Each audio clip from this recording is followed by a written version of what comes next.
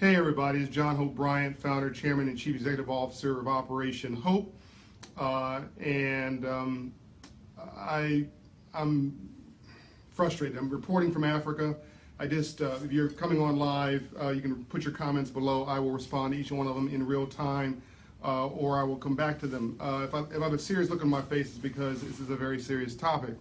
We have a problem. I'm dealing with an issue nobody seems to want to talk about, at least not logically. So I decided to weigh in. I'm dealing with the issue of immigrants in America. Is it good or is it bad? I'm dealing with the issue of Nazis in Brussels. I just read an article, the memorial for the people who died there and people who had nothing to do with anything, just trying to go about their life. They're trying to come to grieve over their loved ones, and the Nazi party shows up. I mean, what?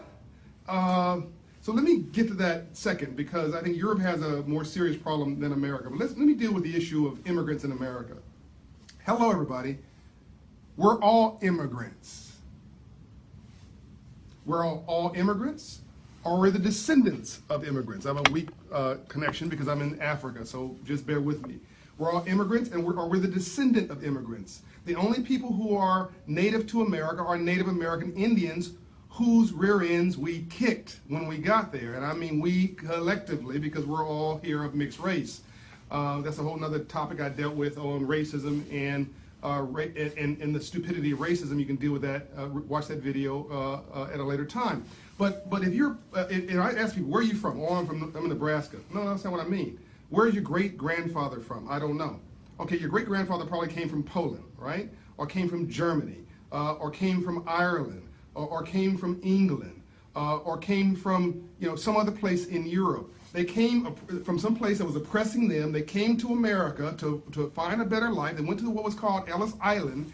They came there and basically said, I'm here to live the American dream for me and my family. They didn't have a dollar to their name, but they had hope in their veins. They believed in a better life, worked hard. I mean, where do you think Goldman Sachs came from? There's a guy named Goldman and a guy named Sachs, okay? Every big business wants a small one. So America is this collection of vagabonds from all around the world. So when we say we hate immigrants, we're hating ourselves. We're shooting ourselves in the foot.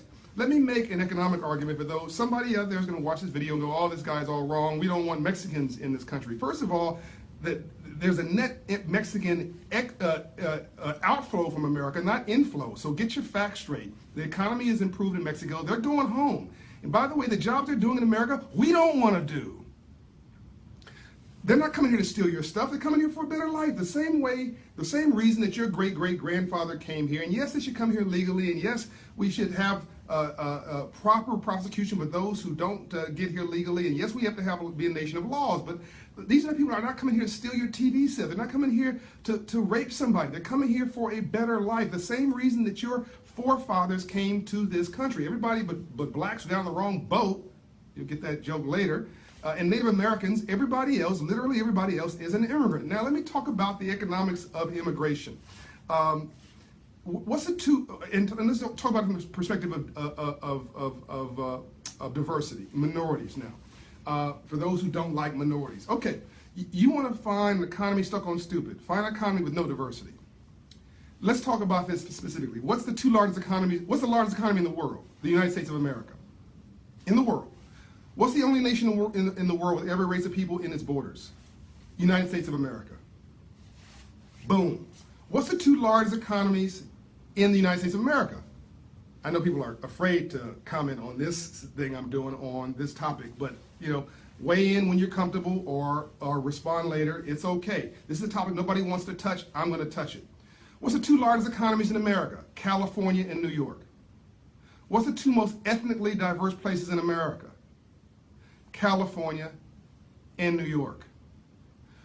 What's the largest city economy? Well, one of the largest city economies in the world, the city of Los Angeles. It's the 12th largest economy in the world. There are more than 150 ethnic groups in the city of Los Angeles. Literally, you don't do business with people you don't reflect, respect, or understand. So what's all this drama about immigrants? This is really economics. This is what's going on in Europe. It's what's going on in the southern states. I don't normally get into politics because Operation Hope's work is about everybody. By the way, Operation Hope's work is in the middle of this battle because we're talking about civil rights. We're talking about making free enterprise work for all, expand opportunity, and create an economy big enough for all. What did Dr. King say? I'm here to redeem the soul of America from the triple evils of war, racism, and poverty. He didn't say anything about black people. He says, I'm here to redeem the soul of America. I want to speak to your Constitution, to the Bill of Rights, to the thing we said we're for. And can you imagine what would have happened if Dr. King's dream had failed? If he had not given his life, he said, if you don't know what you're willing to die for, you aren't fit to live. What would have happened if he had not stood up against bigotry and against hate, including our own bigotry and our own hate in the black community? If he had not done that, America would not have kept her promise, and we would be an also-ran nation in the world. But because he gave his life, we all have life, and we take it so casually.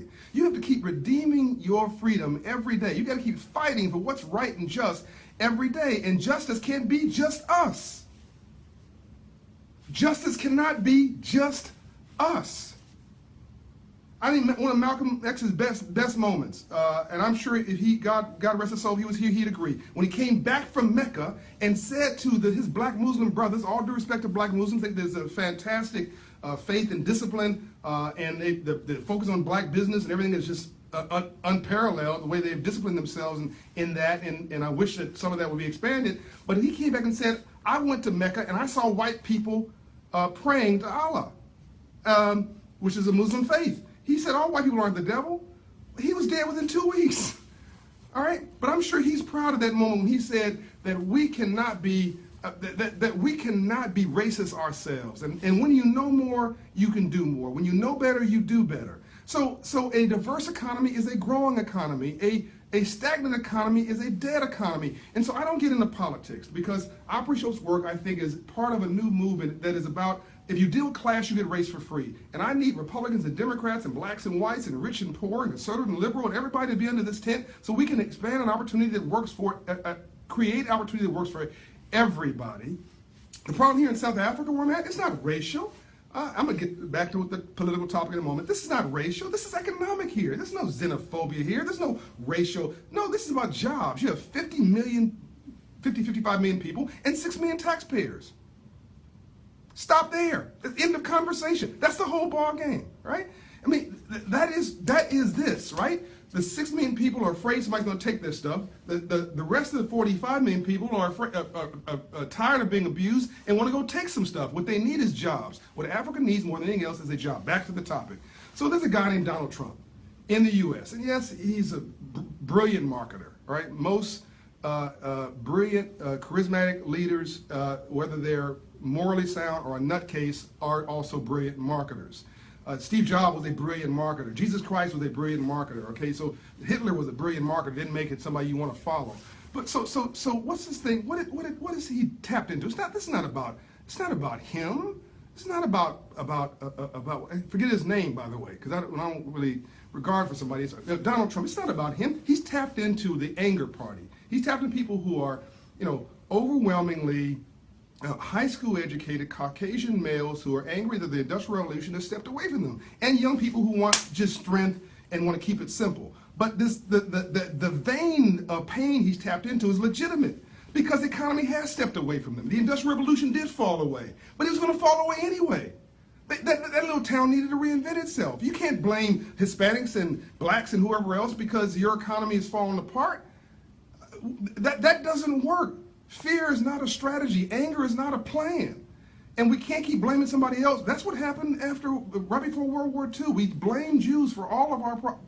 They blamed Jews for all their problems in Germany. And I don't think this is happening in the U.S., but we're playing with fire here. And we can't just to do what's convenient and what feels good at the moment. We can't get into our comfortable corners and say it's okay because it's okay for me. If everybody was doing fine, if there was no global economic crisis of 2009, Donald Trump would not have an argument.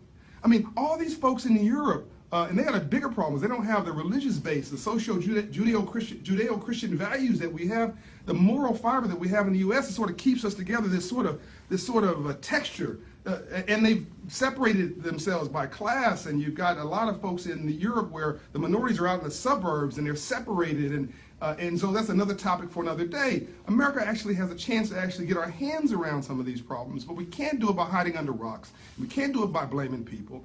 And this guy is tapped into this pain vein, is starting to become chairman of the anger party. And if he succeeds in doing this, America's economy is dead. Because the investors in the Middle East won't come here. The billionaires in Mexico won't come here. They're not all broke.